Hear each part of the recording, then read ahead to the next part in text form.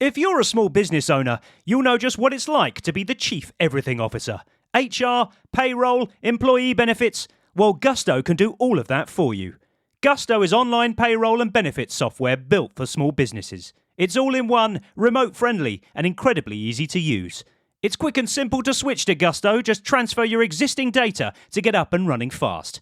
Try Gusto today at gusto.com/lockedonsoccer and get 3 months free when you run your first payroll. That's gusto.com/lockedonsoccer. The world's biggest soccer tournament has arrived, and you can trade the entire tournament on Kalshi. On Kalshi, you can trade every match from the opening stage all the way to the final. On Kalshi, you're trading against peers in a live market, meaning there's no house. And as the probability changes, you can buy in and out of your position. For a limited time, download the Kalshi app and use code CUP26 to get $10 when you trade 10. KALSHI Kalshi. Trade the beautiful game. 18 plus only. Restrictions and eligibility requirements apply. Event contract trading involves risk and may not be suitable for all investors. Prices, values, and available markets may differ from those mentioned. For more information, see kalshi.com/regulatory. The entire summer of soccer is on PrizePicks, all 48 countries in every matchup. And if you rep your side before the round of 16 on PrizePicks, you can win a trip to the finals in New York. It's the biggest tournament ever, which means there's even more opportunities to cash in while you root for your favorite national sides and global soccer stars. Download the app today and use code CUP26 to get $50 instantly in lineups when you play your first $5. Download the app today and use code CUP26 to get $50 instantly in lineups when you play your first $5. PrizePicks, America's #1 sports picks app.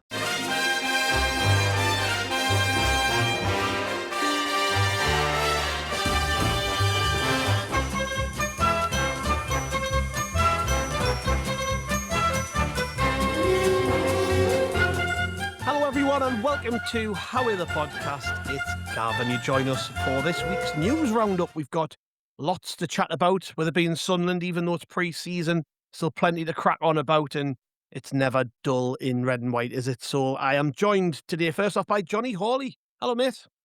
Hello, Gav. Hello, mate. How are you? Not too shabby, mate. Not too shabby. Yeah. I'd say looking forward to the England game, which is happening after we record, but I'm not sure how much I am looking forward to how early in the morning I'm going to have to stay up. But aye, got that in my future. This is the thing, the people who are staying up for the England game will be able to get this podcast from midnight. So, you know, there might be people who they're kind of stewing for an hour or so before the England match. They might want to stick this on and listen to us instead of listening to whoever's on the telly shiting on. You know, just listen to us shite on instead. Yeah, to anyone who's up at, 12:30 in the morning on a Monday morning listening to us right now, I'm so sorry for what you're going through. It's all right. There's light at the end of the tunnel. Well, I was thinking, God, how sad is people staying up till that time to watch England play? But it's even sadder trying to listen to us, isn't it? You know, at midnight or whatever. Also with us is Andrew. Hello, mate. Hello, mate. I'm often told I can send a glass eye to sleep. Oh, apologies if somebody misses the start of the England game because of me. Yes, that's it, isn't it? We're going to be blaming us. The TV's all over Wearside flicking off after 2 hours because they went past their allotted time or whatever. But yes, we are here to chat about Sunderland lads, of course. I know England are playing, and there'll probably be people listening to this who've already seen the result or stayed up for the game, and you never know, England might actually be able to put a decent performance in for once and get past the seemingly invincible Mexico at the Azteca. We'll see. We'll see. By the time I listen back to this in the morning anyways, I'm not getting up for that game. I'm sorry. I can't be, like, I said to you before I hit record, if it was Sunderland against the Dog and Duck in a friendly at 4 a.m, I'd be there. No problem. Not a problem. I'll be up, watch Sunderland. I'll watch Sunderland play tiddlywinks in the middle of the night if I have to. But I kind of get into this tournament watching England, so you know what'll happen though. Me body, I'll be half asleep in me, and you know I'll be dreaming about something, and it'll be England are playing now, and I'll wake up probably. But you know, as of right now, I'm not getting up for that game. But yes, Sunderland. There is, it's been quite an eventful week or so, hasn't it, Andrew? With all the goings on with particularly Granit Xhaka. Now that's settled down a little bit, and we did kind of Johnny on the reaction to the news of Xhaka hanging about. We did touch on Eliezer Mayenda after you dropped off the call, but it's kind of been firmed up, that deal now, isn't it? With it seeming to be the case that he's leaving. You know, Ben Jacobs has reported that the fee is starts at 22 million quid, which I think is a very, very decent deal for the football club. And Eliezer Mayenda himself has has been speaking, hasn't he? And it, before I read that, just get your thoughts before I do that on him going, because I think whilst we all love him, it's hard to stand in his ways, isn't it? When you consider he's such a good player and he's ready to be playing regular football, isn't he? Well, yeah, it's one of those where it suits everybody that he's moving on. Mm. He's not being pushed out the door, but the types of figures you're talking about there are significant for a player who was brought in as a bit of an unknown. One of the lads in one of our chats put on like a little montage, didn't they, of earlier today of all the goals he scored. And I'd forgotten that, he could do a few different types of finishes. He could score different types of goals. So, yeah. Oh, we've had everything from him, haven't we, when you think about it? Oh. The header against West Ham, which was a brilliant header, by the way, because very, very little sort of backlift. He has to like proper bend his neck to get onto the end of the ball. And anybody not able to see this, which is just you two, the only people who can see this, but I've just kind of done that motion of heading the ball, but it was like that. He kind of bends right back and swings his head at it. But then you've got the goal at Bristol City, which was, I mean, I genuinely think that might be the best bit of individual skill I think I've ever seen from a Sunderland player, the way he scores that goal. Like he's scored every type of goal for us, hasn't he? Well, exactly, and he's shown that he has that ability, but because of where we are at the moment, we can't give him enough minutes to build on that and grow. So I would have happily kept him and used him as a backup, but from his point of view, like you said, Gab, he can do so many different types of things. I can fully understand why he thinks it's now time for him to move on and get more minutes. So we're finding this more and more. Sunderland are doing this where we're getting players, we're helping them take a step in their career, and then when the time's right, we all shake hands, everybody wishes each other well. And am I right in thinking, isn't he moving to the team who are then playing at the stadium, like in the pre-season game? Yeah, so, so we'll get to say bye to him properly, won't well, exactly, and that'll be nice because he was a popular player. He always seemed like good crack on the videos that they did behind the scenes and that. So yeah, it'll be nice that we'll give him a bit of a formal send off, and this is how we need to be as a club. Find these players, move them on, make money, keep doing that so many times, and we'll grow. That's it. And I think that's a big part of football now, is that when you buy a player and you move them on, it's got to be for a bit of healthy profit, and there's a right time to sell a player. And is he going to be more valuable to us than 20 odd million? I mean, there could have been a scenario where Brian Brobby gets injured early in the season and Mayenda gets a chance and never comes back out of the team. Kind of the way, he got into the team originally. There is a scenario where I could see that happening, because I think he's a Premier League player in waiting. But the club have got to look after themselves too. And it sounds like this was a great offer we couldn't refuse. And there were other clubs in for him as well. He was linked to Porto. I think there was a couple of other clubs, wasn't there, that were linked to him. But 22 million. Are you going to buy somebody with 22 million to replace him? Maybe, a prospect or something. It does on the balance sheet represent good value to us. But then there was another part of us which was like, I just love him so much. Like there's so many happy memories, isn't there, with Eliezer Mayenda featuring in them from over the last sort of 18 months, where we are going to miss him. I'm going to read it now, but when I read this initially, it was quite emotional. Actually, I was thinking, bloody hell, I didn't realise he had it in him. There's a piece going out on the website on Monday, the editorial for this week. It's my turn to write it, so and I focus it entirely on Mayenda, and I've said in there about how because he wasn't the most emotional footballer, like he's very calm and cool, which is a big strength of his.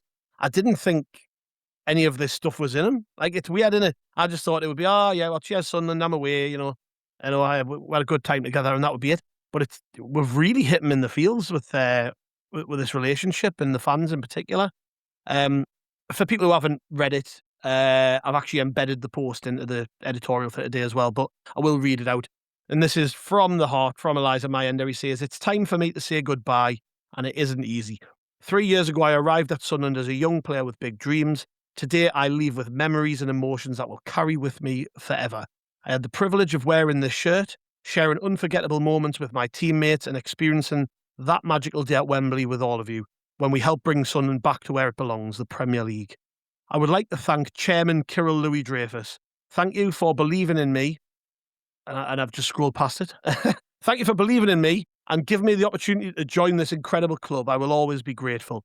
Thank you to my teammates, the staff, and everyone who works so hard every day to make this club what it is. And finally, to you, the supporters. From day one, you believed in me. Season after season, you stood by me. I arrived here as Eliezer. I leave as your big man. I'll carry that name with me forever. You have to experience Sunderland to truly understand what Sunderland till I die really means. As I leave this club, one thing is certain. Sunderland will always be a part of me. Thank you for everything. How are the lads? Eliezer Mayenda, your big man."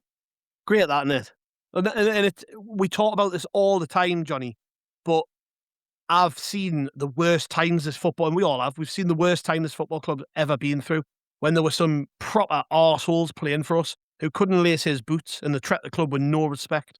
And just, it's like every time somebody leaves the club now, they've got so much respect for us as people and as fans, and I think that's fantastic. Whether he wrote it or not, I feel like he did. I hope he did.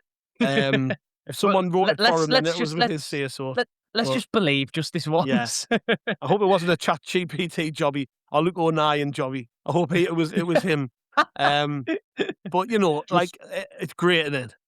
Yeah, I mean, just scroll up. I'm sure it says tweet something like.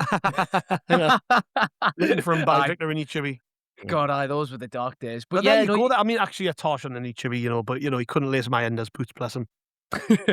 But yeah, no, you were talking about that there, and I was thinking, I was already sort of having this train of thought myself the other day, in a slightly different way, thinking, isn't it nice how many players now that when they leave, you're thinking, I'll be looking out for his results.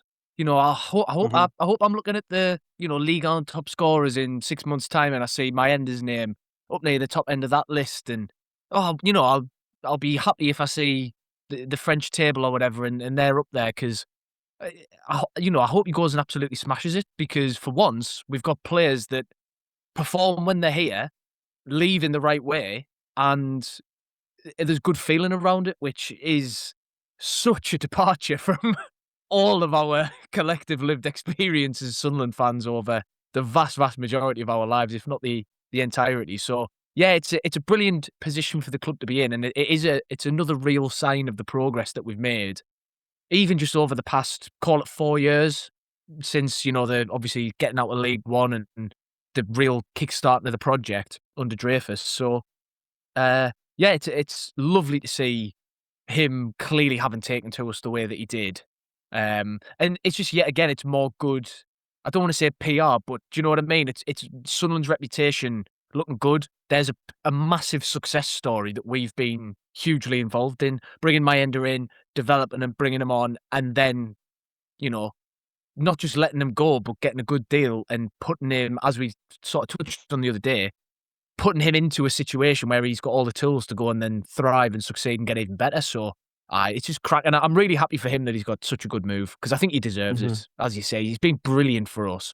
He's never, ever, ever let himself down, has he, in a Sunderland shirt? Certainly, if he ever has, not through want of graft or anything like that. He's been fantastic. You say there about him making a good move. That's just another thing that strikes me now. He's going to a quality club who are in European football. Again, Gav, you said there in the past we've had players who weren't putting the effort in, but also we had players who, when they left Sunderland, they were going down the pyramid. They were going, their careers were coming to an end. Again, it's just nice to see that we're dealing with different footballers now, and we're having these positive stories. Gav mentioned previously about, in a different world, Broby could have been injured and Mayenda ends up getting in the team and playing for ages. I fully understand that, and that could have happened. But again, I think it's another sign that the club are looking at things properly and maybe taking the emotion out of these things and saying, yeah, he might have a role to play, but we've got money literally on the table now. So we don't want rid of him particularly, but to protect the club and to make this model work, there's no point second guessing what happens down the line. We can get good money now. We have to act. And as you two were talking there, gents, just the final point on Mayenda, I think, if I've got my maths right, I think Sunderland have only scored like 9 goals at Wembley, give or take. Only you would know that, Andrew, out of us three, Well, to be honest there. I'm panicking. I am panicking. I've got the shoes and I'm socks. shaking. I am counting my toes. But, you know, this is a lad who is one of the very few people to have scored for Sunderland at Wembley. So, yeah, I fully understand why Johnny's saying he's going to keep an eye out for him and look out for him. And, yeah, we're all gonna be really pleased if he goes on and has a great career for himself. I don't know if I'm looking into this too much. I might just be speculating for the sake of it here, but interesting, he name checks Kirill Louis-Dreyfus and not Regis Lebris. Is there anything to read into that, Johnny, potentially? Well, look, who would say as to what the personal relationships are like behind the scenes, Yeah. but that did stick out to me as well when I first read it. I did not in so much as it's weird for him to have mentioned Kirill, but it's weird for him to have mentioned Kirill without mentioning anybody else. You don't normally associate a player's departing message with the chairman above, a manager or anybody else. But who knows what it's like behind the scenes. But yeah, it did just stick out to us. It was interesting, wasn't it? Yeah. No, I'm not suggesting there was any issue there, but it wouldn't surprise you if maybe it did get a little bit frosty because he didn't play lots of football. Maybe he feels like he didn't get the right chances. A few of us have commented over the season really that there did seem to be a drop off in. I think Regis Lebris lost a bit of faith in him after he missed that chance at Burnley. He didn't get in the team as much after he missed that big opportunity, and I could be wrong, but it just feels like maybe that Lebris didn't fancy him quite as much. I mean, even towards the end of the season, he wasn't getting off the bench, was he? Wasn't even getting chances off the bench, so could be noting that really. Interesting as well, looking through the replies on the post, some of the things that his teammates have had to say to him. Wilson Isidore, big man, legend of the club. Where's the other one? I saw Trey Hume put something as well. Trey Hume was I'm terribly prepared here. Granit Xhaka says, all the best, bro. Noah Siddiqui says, see you, big man, with a crying emoji. Tommy Watson, good luck, mate. Simon Moore, big man, with a love heart emoji, all the best, legend. Chris Mepham, there's a blast from the past, saying, good luck, my boy, all the best. Romain Mundell, good luck, my brother. Matty Young, all the best, mate. Just nice to see the lads piling in. There we go. I found the Trey Hume one I was talking about. The big man will forever be in Sunderland's history. Good luck. And Leo Hielda says, broski, all the best. Been a pleasure. I've never heard anyone call him broski for years. Bloody hell. And there are countless others, by the way, if you're just scrolling through all the players. Job's in there saying, hero, good luck, Hamano. Chrissy Rigg, gonna miss you, big man. Lucherel Gertruda, who's kind of, when you see his name put together, it looks like it says Shagger in the middle of it. Lutschagger Groider. Anyway, says, good luck, my guy. Robin Roof's love heart, yeah. Robbie, they're all in there. The full squad have commented on that. So he's obviously clearly very popular, Andrew, isn't he? And he's, you can see why, because he's just, he's cool as out, and you would want to knock around with somebody like Eliezer Mayenda every day, wouldn't you? Oh, he's mint. You've just given me an idea for my new WhatsApp profile. I'm going to call myself Lutz or Shaka, whatever you call it. You put the two words together, it does look like Shagger. I don't know if anyone's thought that before. Anyway, my brain's fried today, mate. I'm just coming up with nonsense. But yeah. No, it's no, mate, it's fine. It's a Sunday night. We're allowed to be a little bit looser. But I think, again, though, yeah, the fact that everyone's wishing him well just gives you an idea that it's a tight group and these lads get on and appreciate each other and look out for one another, and it all contributes to this positive atmosphere at the club. if the group don't get on with each other and they're at each other's throats, they don't come from behind in as many games as they did last season to pick up points and that. And it's not by fluke. It's because the club have identified players, but as well as looking at their capabilities on the pitch, they've looked at them as people and tried to get a blend that works. So it's nice seeing everybody wishing well, but I know what you mean, Gav. When you read through all those messages and you read that like lovely statement he's released, there is a bit of his wanting to say, "Oh, scrap the deal, call it off, come back. We don't want you to go."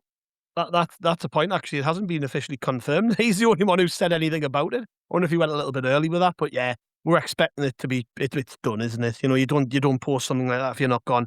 And we'll move on slightly. We've got pre-season starting this week, lads. So the World Cup's still going on. We've still got players at the World Cup, and the rest of the squad will be back on Sunderland doing their initial fitness tests. We'll be seeing who's enjoyed their summer and who's been looking after themselves. But yeah, I mean, it's going to be an interesting one seeing who actually turns up as well, because there's just been so many of our players at the World Cup that we might get a call up, lads. You never know; they might be asking us to do the bleep test on Wednesday.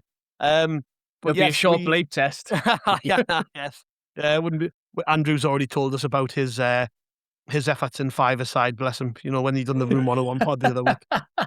So, but anybody who hasn't caught that, by the way, go back and listen to it. It was a good laugh. But yeah, they're back in on Wednesday for pre-season. It's, as we record this, 13 days until the York game.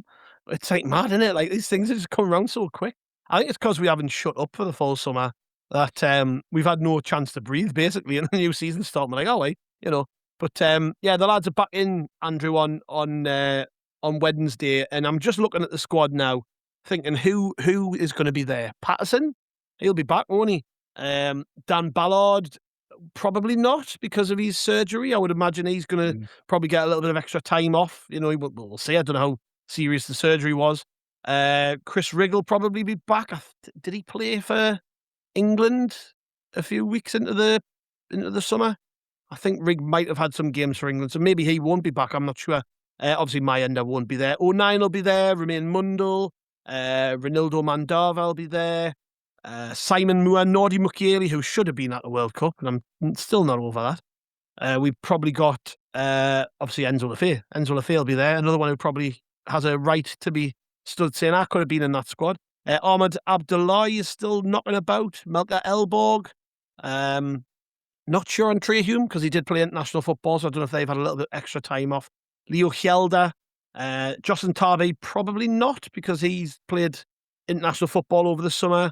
And then there's the bomb squad after that. So it's going to be a pretty light session, isn't it? There's not going to be many of them about.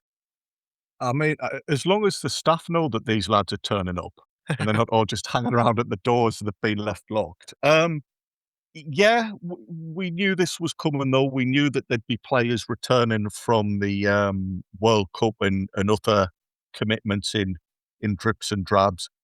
The club will have prepared for all of that. They've got all of the right staff in the background to make sure people's workloads are tailored to their circumstances. I liked how you said Luke O'Nien will be there. Luke O'Nien will have been at the academy every single morning, just sweeping up and, doing jobs and keeping himself busy.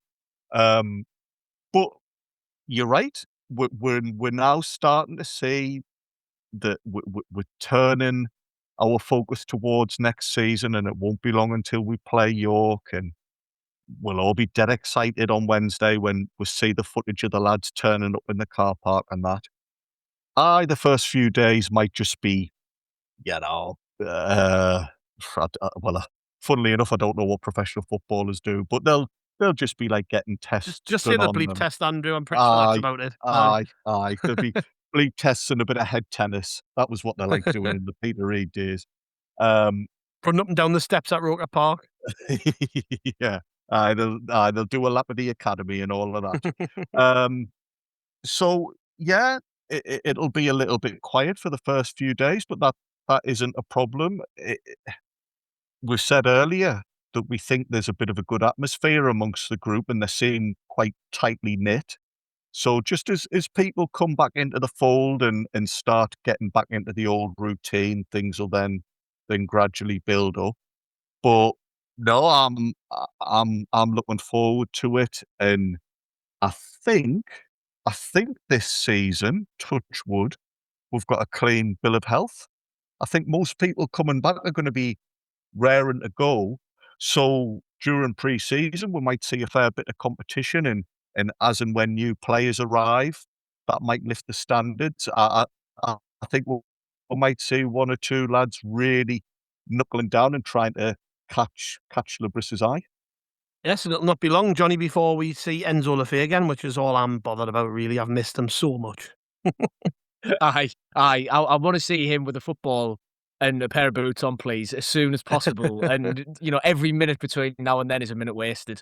But he's not the only one, is he? Like, he's mentioned a few of the others already, obviously, but I just want them all back. It's been a long 6 weeks or whatever it is since the season finished. I just miss them. There's a hole in my heart every weekend. It needs to be filled by lads in red and white. God, that could sound weird out of context. But I just to add on to what Andrew was saying as well. Obviously, we mentioned Ballard. Obviously, he's had the surgery. We don't know if he's going to be fully fit or not. But it is nice, isn't it, to actually have a settled squad coming back together, mostly fit. Obviously, the exception of the lads at the World Cup, but we're not going into pre-season. Even like last season, it was great and it was exciting and everything was 100 miles an hour. But God, it was stressful, wasn't it? Going into the summer thinking, bloody hell, I've got no idea who's going to step onto this pitch come the end of the summer. We get to go into the season now and we're like, okay, we know who the teams are. We know who's, But when we do the whole like split squads on a day, we don't have to start guessing. I wonder which one's the first team and which one's the reserves here, because none of us have got a clue. Everyone kind of knows where they stand. It's nice to be going into a season a bit settled for once. Yeah, it's not like the Jack Ross season, is it, where he had like 3 people turn up for pre-season training, didn't have enough to put a team out. People shouting across to each other in the changing rooms because they've got like about 20 foot either side of them. I just wonder if one of them is going to dare trying to like Jimmy Granit Xhaka's locker open and like put a Chelsea shirt in there or something and go, you daft ass. You thought you were leaving, did you? Right. We'll have you. Right, chaps, we'll go for a quick break and then we'll round off with a few more bits and pieces after. We'll see you soon. The world's biggest soccer tournament has arrived, and you can trade the entire tournament on Kalshi. On Kalshi, you can trade every match from the opening stage all the way to the final. On Kalshi, you're trading against peers in a live market, meaning there's no house. And as the probability changes, you can buy in and out of your position. For a limited time, download the Kalshi app and use code CUP26 to get $10 when you trade 10. KALSHI, Kalshi. Trade the beautiful game. 18 plus only. Restrictions and eligibility requirements apply. Event contract trading involves risk and may not be suitable for all investors. Prices, values, and available markets may differ from those mentioned. For more information, see kalshi.com/regulatory. The entire summer of soccer is on PrizePicks, all 48 countries in every matchup. And if you rep your side before the round of 16 on PrizePicks, you can win a trip to the finals in New York. It's the biggest tournament ever, which means there's even more opportunities to cash in while you root for your favorite national sides and global soccer stars. Download the app today and use code CUP26 to get $50 instantly in lineups when you play your first $5. Download the app today and use code CUP26 to get $50 instantly in lineups when you play your first $5. PrizePicks, America's #1 sports picks app. This episode is brought to you by Accenture. When your advertising operations fall out of sync, everything else follows. Spotify and Accenture are working together to reinvent the rhythm of ad sales, using automation, analytics, and smarter workflows to simplify campaign delivery and access better data across the business. The result? Less time spent on operations, more time connecting brands with the moments and fandoms that matter most. Learn more at accenture.com/Spotify. And welcome back to Haway The Podcast. And next on the agenda, chaps, this is a curveball because when I gave you the rundown before we hit record, I didn't mention this and I've just remembered about it. Legends Way has started, Andrew. I don't know if you've seen it yet. I was over at Sheepfolds on Saturday for a few beers and I walked past and saw the Harris fencing up around. It was loads of people trying to get a cheeky look at whether theirs was there or not. And it does look pretty good, actually. It's only the first phase. It's not all going to be completed immediately. But there's also been a bit of controversy, hasn't there? Because there are people who have purchased their stones before the cut-off date who have been since told yours won't be included in this phase, and they're feeling a little bit deflated by it, but not be too long, I wouldn't imagine, till it's all complete and it's all looking spick and span. But again, it's just another sign of the club not falling asleep over the summer, isn't it? We're cracking on. Oh, aye, there's lots of stuff happening behind the scenes, and giving a bit of TLC to the stadium. I can see why one or two people might be a little bit disappointed, particularly if their stone was, had sentimental reasons or what have you. But for me, I have to be honest, I did buy a stone. I actually don't know when mine's due to be put in. I'm fortunate in that I can wait and I can just enjoy this display taking shape. Like you, Gav, I've seen a couple of photos. It looks great. Fair play to the people doing the work, because it's not an easy job, and people are going to want it to look the best it can. But yeah, come that first home game of the season when everybody's back, there'll be that to look at. I'm sure there's other little odds and ends have been tidied up inside the stadium, and yet another thing that just helps build the anticipation and helps remind us that the people running the club are trying to recognise our identity and make the stadium even a special place. Yes, and moving along slightly, Johnny, it looks like on the horizon the club are launching a membership scheme, which has been hinted at. And me and Andrew were at a club meeting recently where it was talked about a little bit, and there are going to be details coming out. So obviously we're mindful of that and don't want to get too ahead of ourselves with what's said. But yeah, it looks like the club have issued out some comms to fans on basically the waiting list for season tickets. They've said that it's closed to supporters. There'll be a new season ticket waiting list for the season after, announced alongside a membership scheme. Again, it just points to the club not sleeping on things and cracking on, and without saying too much, really, I think the membership scheme that they're going to propose sounds pretty good, but it's to try and basically give all fans, whether you're a long-term season ticket holder or you're somebody who lives on the other side of the world, one, a chance of getting involved in the football club in a bigger way, and two, I'm thinking particularly of exiles and international fans in this, but it must be so difficult at times to feel part of things. Chris and Martin talked after the Chelsea game, didn't they, about never feeling further away from home when they weren't able to be at the stadium like that day. And I just think these sort of things, they're there to remind our fans all over the world that you are part of the football club and its future, and a part of what's going on at the minute. Yeah, absolutely. And it's the kind of thing that you just need to do this sort of stuff, don't you? If you want to operate as a club at the level that we're at in this age of marketing and social media and all that kind of stuff, it is very important to engage with people, because that's what people are looking for.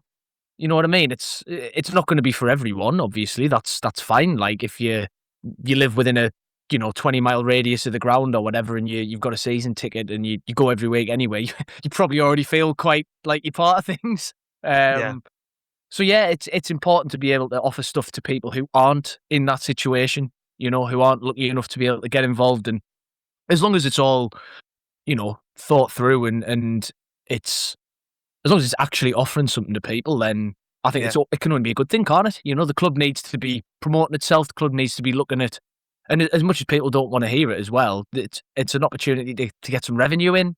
Again, as long as people are getting something in return for that, then crack on. It's what we need to do. Yeah. We need to be, as you said, clubs leveling up, and they need to progress and keep going. And again, like, we're going into Europe. Every single penny counts, and every bit of outreach and every bit of PR and market and all that kind of stuff that goes on for the business side of the club, it's all gonna ramp up, isn't it? So I expect this probably to be the sort of the first of many of these kind of things that end up happening over the next sort of 5 years or whatever, just because it'll have to.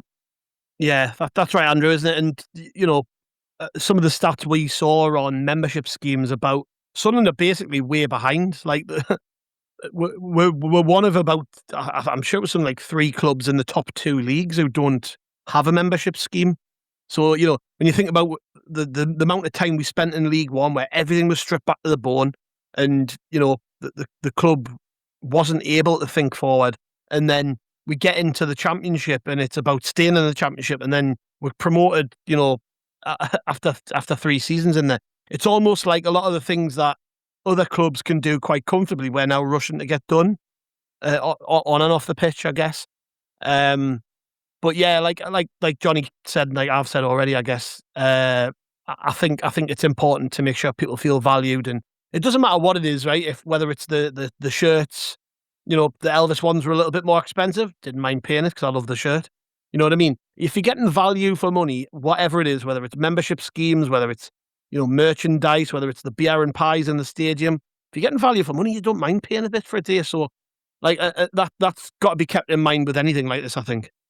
Well, of course, yeah, and there is a balance, and it's a fine one to strike sometimes. But we've had instances in the past where people have wanted to put money into the club and haven't been able to because the merchandise wasn't there or the concourses weren't running as smoothly as they could. So it would be foolish, and like Jonny says, we're a business now. This is the way the game's going. It would be foolish to not try and get that money in and use that revenue to grow. You don't want to feel as if you're having your eyes taken out, but I think everybody understands that this is how it works, and there are fans who want to be able to be connected to the club. You're dead right about exiles. There was other people in that meeting, Gav, who represented different strands of the supporter base. And they were saying, look, we're getting feedback from some of our members, from supporters based in other parts in the world. They're desperate for this to happen. So, yeah, the club are right to be looking at this. It's a delicate situation. As I say, it's a hard balance to strike. It was noticeable to me just how much research they've put in. Like you said, Gav, they've compared Sunderland to other clubs in England. They've compared Sunderland to other clubs in other countries. They've compared us with other sports. They haven't just gone, hey, let's do this for a laugh. They've probably thought about it and done the background work to try and get something for us that works for everybody at Sunderland. One thing that just strikes me, this season ticket waiting list that's now been voided, for want of a better word. I don't know if it was ever official, but I've heard whispers on Ready to Go on that. We're looking at maybe about 10, 15,000 people on that waiting list.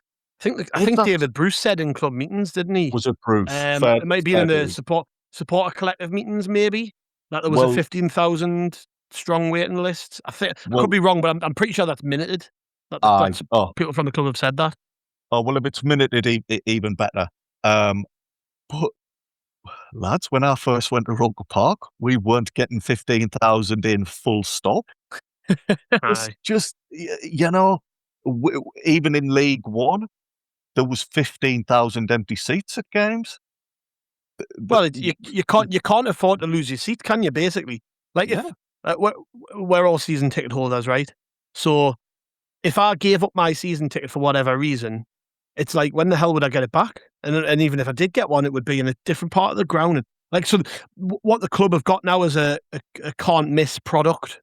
Like if you know, and it's made home games special, because there have been times in all of our lives when you've went to games, oh God, I've got to go and watch that shite. And you're like, you can't even give tickets away to people. That wasn't even that long ago. Do you know what I mean? That was happening in the Championship under Michael Beale and Michael Dodds, where, you know, my mates would have spares for the games and I couldn't give them away. You know what I mean? So, like, what we've got now is special, and they've got to build on that. And the way that you do that is you create products that give people an in, basically. So membership schemes. You know, people can do their own research after listening to us. Go look at what other clubs offer. It's like tiered systems. You pay into it, yes, but what you get for that depends how much you pay or what it is you're paying for. It's things like, like, as we've mentioned, season ticket waiting list. It's a chance of getting tickets for away games. It's chance of getting tickets for games in Europe. It's, things like club streaming passes and access to apps and behind the scene features and discount in the club shop and discount on the concourses. These are things that other clubs have. So go out and do your research. And you can kind of get an idea of what we're going to get, basically, because it's probably something we do need, if we're being honest. It's like, even me as a season ticket holder, I understand that if I didn't have a season ticket, I would want to feel part of the football club, and the club are giving people, as you said before, Andrew, there's been in the past where you can't spend your money because the club have made it so difficult for you to do it. They are now creating products which give people value for money, basically, and I think it's great.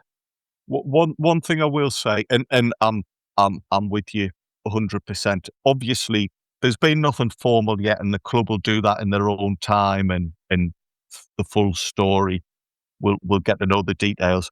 I think it is important to say that from what we were shown in that meeting, it isn't a case either that if you're not a member, you can do one. It wasn't. You can still support the club. You will still be entitled to do things and have access to things. So, yeah, the club are trying to maximise revenue. I don't get the feeling that they're trying to pull up the drawbridge on anybody and say, "Oh well, if you're not buying a package with us, your support's no good to us." I don't think anybody's going to be excluded by this either. Yeah, that is something that I hope is the case. Well, that's the main thing, isn't it? Right, with these, it's like this sort of membership scheme or whatever.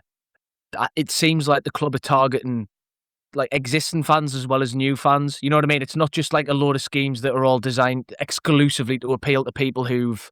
Because I think that's what a lot of people would be cynical of and worried about, wouldn't they, when they hear that the club's trying to, improve commercialization and stuff. We've all heard it before and seen it before when it's done in the wrong ways, but there's something for an existing fan as much as there is for a new fan. There's something for, like you say, an exile who lives in Sheffield or Norwich Chris. or yeah. There's something for Chris as much as there is for Chris Christopherson who lives in Iceland, and cannot get over other than once every 5 years to come and watch us or whatever. You've got to cater to that whole range of people, and it's about not losing sight of those people at the start of that chain, which is the existing fans. As you said, Gav, it's all about striking that balance, right? And it does seem at the moment that the club hitting the right notes. So let's hope that that's still the case when everything is fully confirmed. But it's promising signs, I think, isn't it? Well, that's it. You know what it is? We've said this a few times, but you think about some of these things we've talked about today. Mayenda leaving, big profit made on him. The Legends Waystones, which weren't cheap, right? I know it costs a lot to do that project, but it's still expensive. And, membership schemes. The club are making money. They have to make money. It's just to survive. You've got to make money now. You've got to find ways to squeeze us, to squeeze supporters, and because we're the customers at the end of the day. And look, people will feel it more than ever this season because we're gonna be going all over Europe. There's going to be extra games. Just even if we were just going to home games, that's probably going to end. It's going to be at least an extra 160 quid per adult, like depending on where you sit in the stadium. Like if you're on about that's just if you've got 2 kids or whatever, then it tots up. You've got another shirt coming out, another 2 shirts coming out, plus all the goalie strips which are getting their own launch, the training wear. Like we are really being squeezed this year when it comes to being supporters. If we want to be there and we want to be involved, so like I understand it's difficult to keep putting your hands out and ask the fans for money. But like I say, if you can give people value, they will. I'll buy anything with Sunderland's name on it, me, if I think it's good. Do you know what I mean? And it doesn't matter what it is. I'm quite happy to hand me money over at the football club. So, whatever it is that they're about to propose, and it probably won't be too. If they're emailing people out about it now, it won't be too long before there's an official confirmation of this is it. I mean, actually thinking about it, Andrew, it might actually be this week when we saw the timelines of things. So yeah, I'm imagining that's been done on purpose. You know what I mean? It isn't going to be long before some proper details are out there. But I'm just glad that there's more of this really innovative stuff coming our way, because, like I say, we're actually behind the times. When there's two championship clubs haven't got it and the rest have, makes you think, bloody, what? How did it take us this long to get to this point? But yeah, we'll see what comes out with that news. Anyways, and moving on a little bit, I want to just quickly touch on this because it probably did get lost, and rightly so, because it's relatively unimportant. But Nazariy Rusyn's left the football club. Somebody who, at the time I had high hopes for. We were told this guy's, proper data signing. We were told he's like basically the third best striker outside of the top 5 leagues in Europe. So, eliminating the big boys. When he was banging them in Ukraine, that's basically why we signed him. He was a data signer, but it just didn't work out. Johnny did it. And, least surprising news of the summer ever, to be followed by probably a Hymir leaving story, really, But, the guy was, for me anyways, he was given quite a lot of opportunities and didn't take them necessarily. I remember the goal against Middlesbrough. Did he score against Preston, maybe? Preston, yeah. Preston. Yeah. This is what he's had to say about it on his time at Sunderland. He said, "It was tough. I arrived. I didn't speak the language, but I still wanted to try my luck in England. I could have stayed in Ukraine and say I had a better contract terms, but it was important for me to accept this challenge."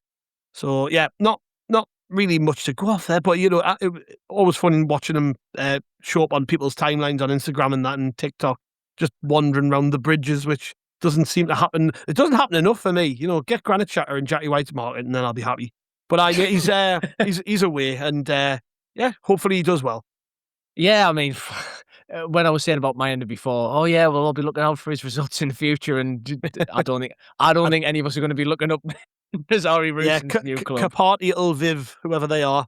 I hope they do well. Oh yeah, I know them well. I think I've got a Karpati Lviv shirt in my wardrobe if I just go and dig far enough. I think I had one of them for me tea last week.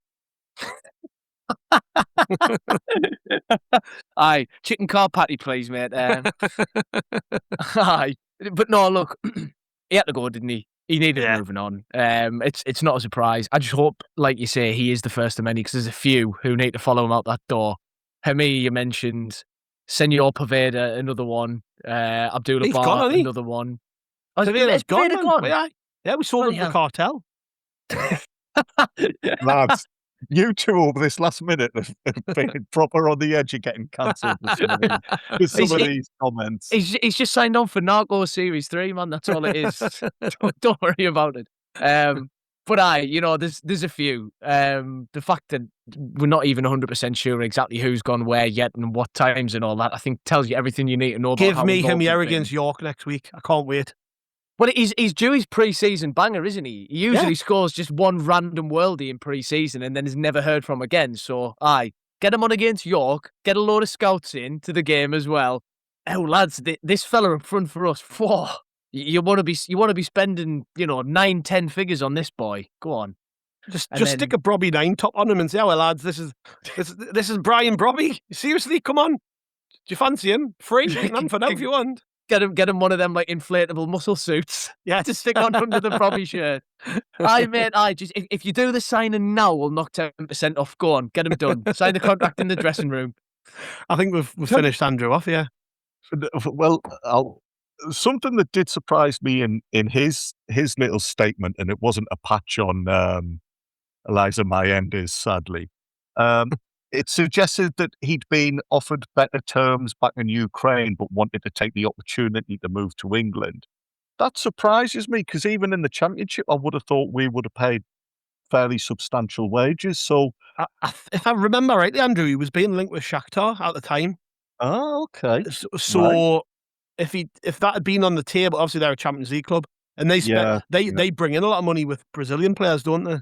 So they probably have got a few quid, to be fair. But you're right. You're right. When we signed him, what was it? The second season in the Championship. So we just had Ahmad, Gelhardt, players like that.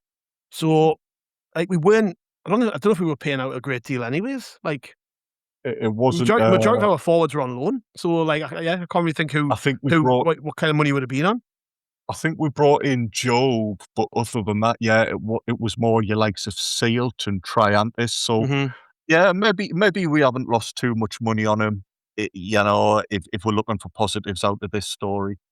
Yeah, The rumors free were about agent 2 as well. million. It was about 2 million when we signed him, I think. So Something like that. We have lost money on him, but not a massive amount. But then when I say not a massive amount, if the club are doing things to make like £1 million, like a membership scheme or whatever, or the Legends Way, or you know what I mean, that like it actually is quite a lot of money. And I've kind of mentioned this a few times, but I've been pondering on this over the summer.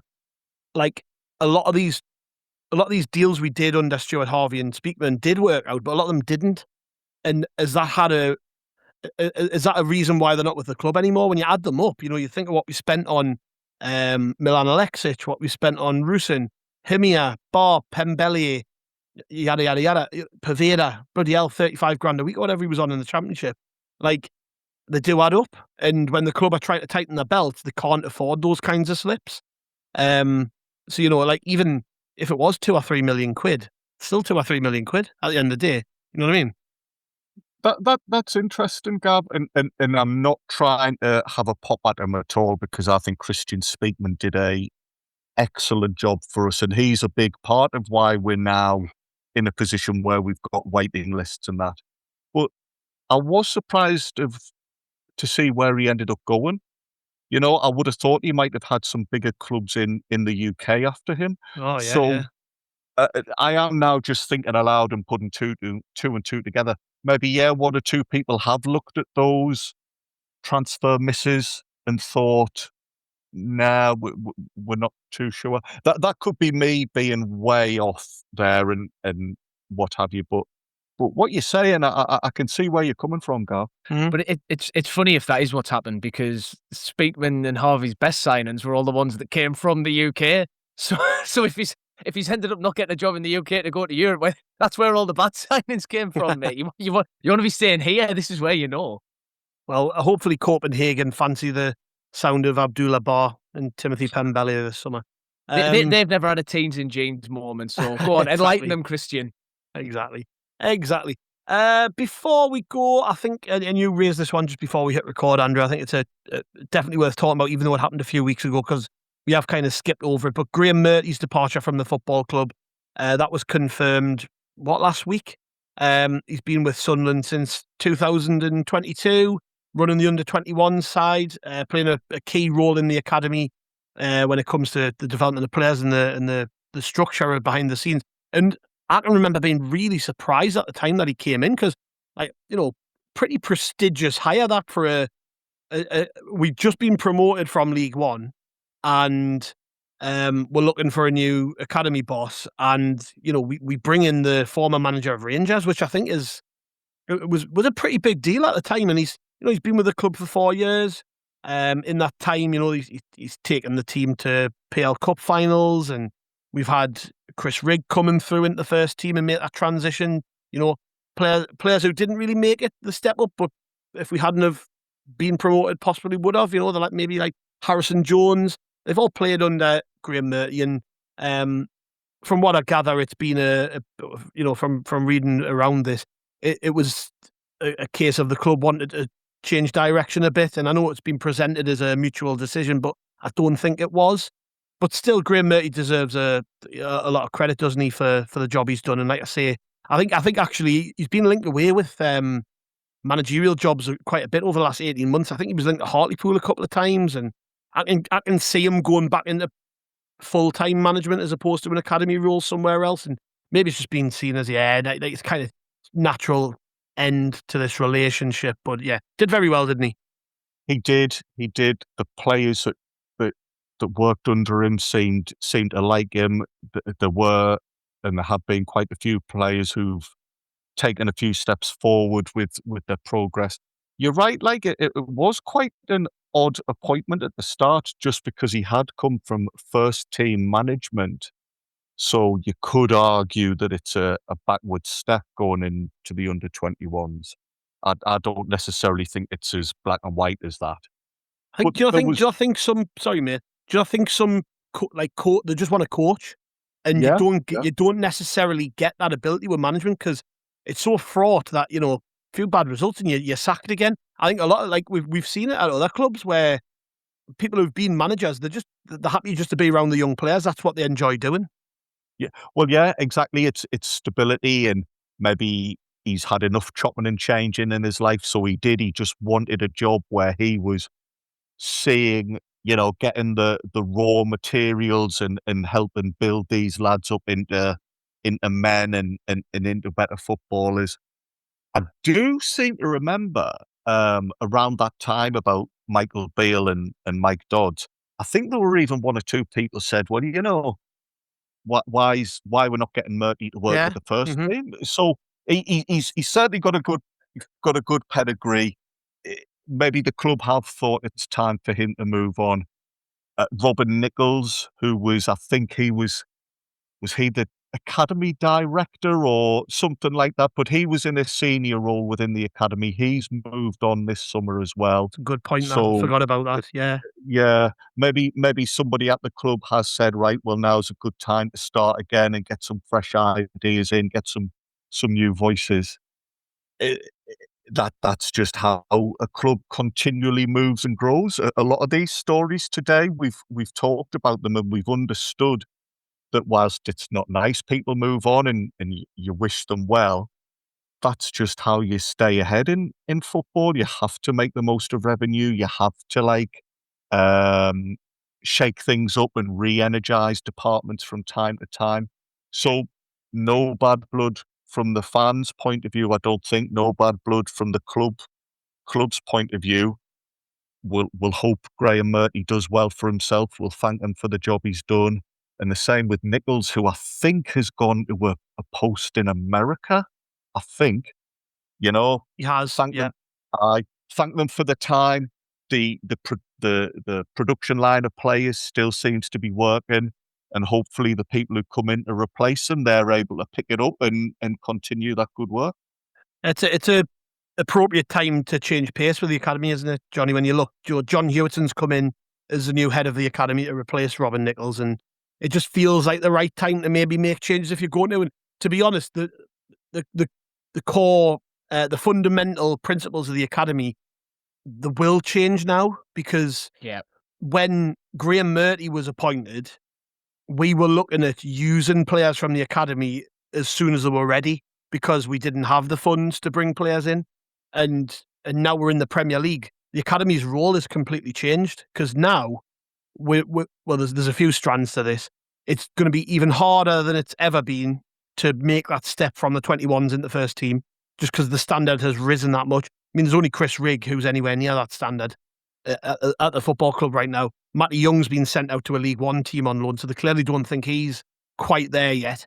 And one of the other parts to this is in terms of the function of the 21s. Well, next season we've got the I don't even know what they call it now, but the competition, which basically it pits us against AFL clubs. What is that now? It's not still the Papa John's, is it? I think the it's Checker the Trade? Virtue Motors. Virtue Motors, aye. So, and why am I answering that on a Sunday night? What am I doing with my life? Exactly, mate. I'm thinking the same. But so there's that, and we're probably going to have to start looking outside of the Northeast to recruit academy players. Yep. Like every other team in the Premier League does. You know, Sunderland are going to be bringing in players from all over the place to basically deal with the step up in quality, because unfortunately so the Northeast is a hotbed of football, but you can't just look in the Northeast. And there's just going to be a complete change of pace, isn't there, going forward? I think you've got to think as well, Speakman has gone. He'll have had a big say about the way the things were going at the academy. Gasolfi will have different ideas for how things work. So, you know, Tom Burwell's now running the club. Again, new ideas, although he's more from the business side of things. But there are a lot of new people in positions of leadership at the football club. It just seems like the right moment to try something different. It does, and I think for another reason as well, which is just simply the level we've now reached opens a lot of doors for us. And not only can we go through some of those doors to pick some better staff than we probably had access to this time a year ago because they just wouldn't have given us the time of day, or they weren't available then, or whatever it is. But we have a package to be able to offer people, which is substantially better than it was before we qualified for Europe. So that naturally attracts better talent. And also, more doors are open for us in terms of, like you said, youth recruitment across the country and stuff like that. And Europe, right across the world, yeah. Across the continent, across the world. And we need to have people in place inside the club who are able to recognise those new possibilities for us and able to go and explore them. And that'll, look, far be it for me to tell Kira Louis Dreyfus how to run his football club, but it'll be some combination, won't it, of people who've got either a better contact book they can draw from, or they've experienced working at clubs in European environments before, or whatever it is, whether it's experience they go for, or just better talent or reputation, whatever it is. I'm sure they'll be looking at many different things.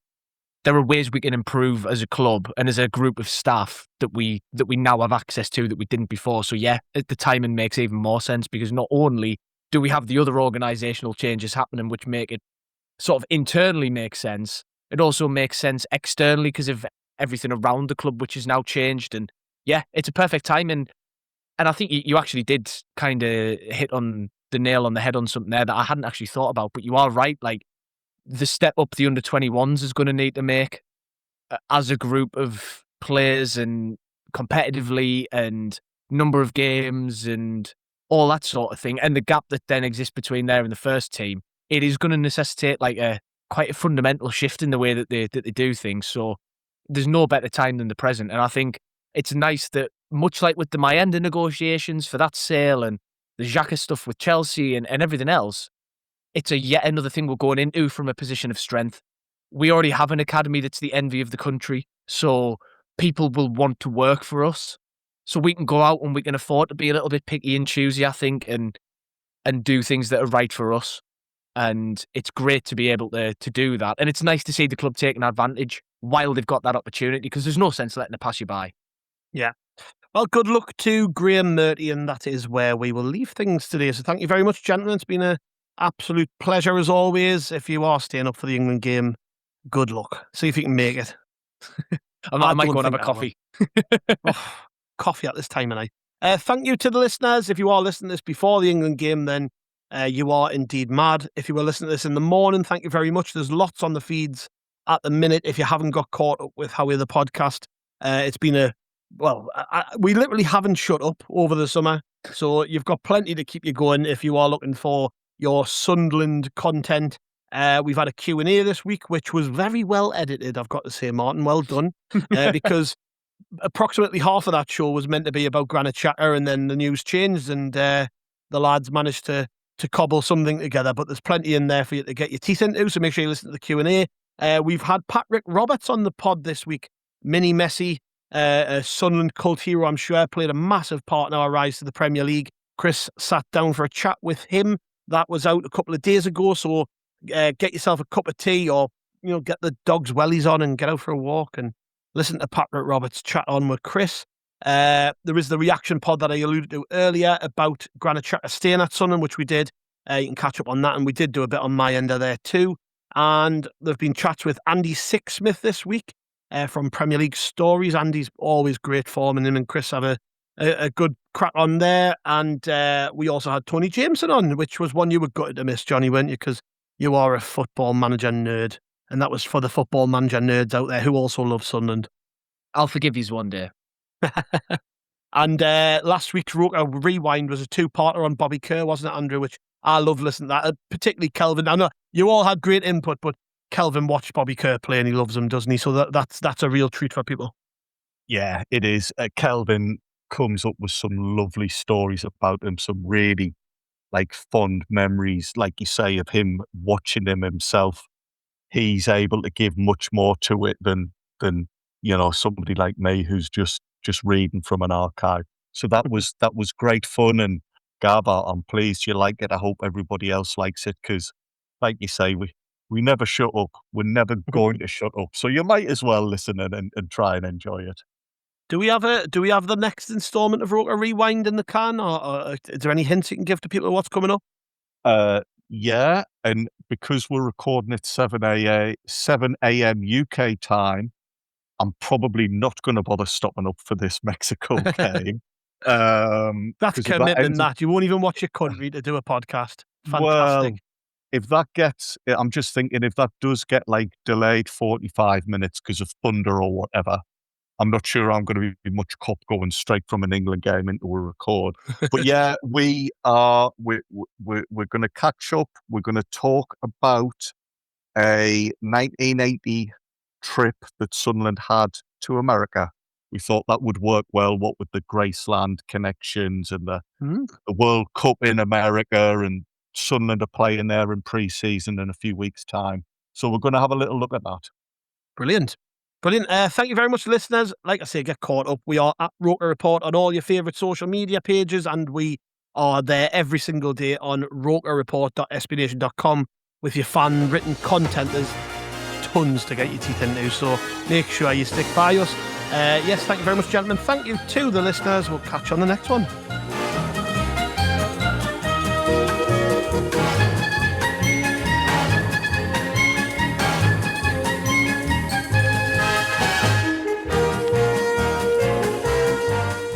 Hey, it's Ryan Reynolds here from Mint Mobile. Now, I was looking for fun ways to tell you that Mint's offer of unlimited premium wireless for $15 a month is back.